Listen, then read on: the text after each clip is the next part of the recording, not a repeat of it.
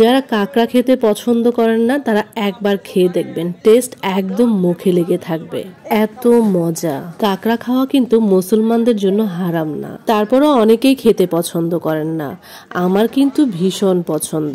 এই প্রথমবারের মতো রাতিন কাঁকড়া খাবে, তাই ঘুরে ঘুরে দেখছিলাম কোন কাঁকড়াটা পছন্দ হয়, পছন্দ হলেই নিয়ে নিব। কক্সবাজার সি বিচের খাবারের চেয়ে কুয়াকাটা সি বিচের খাবার অনেক বেশি টেস্টি মনে হয় আমার কাছে। কাঁকড়া খুঁজতে খুঁজতে পছন্দ মতো এই কোরাল মাছটা পেয়ে গেলাম।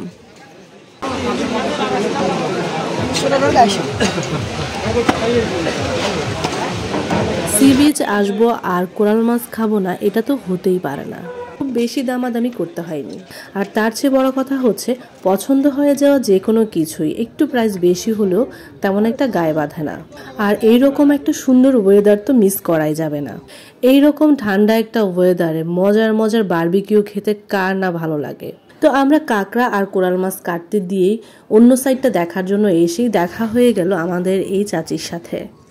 হাঁসের গোশ আছে, দেশি মুরগি আছে, গরু বট আছে, নেহারি আছে, ডাল বেজি আছে।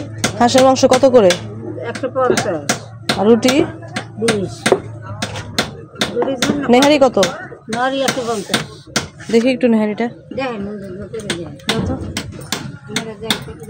গরম গরম ভালো গেছে, খারাপ নেই। হাঁসের গোশ বট, দেশি মুরগি, অনেক আইটেম তো আপনার এখানে।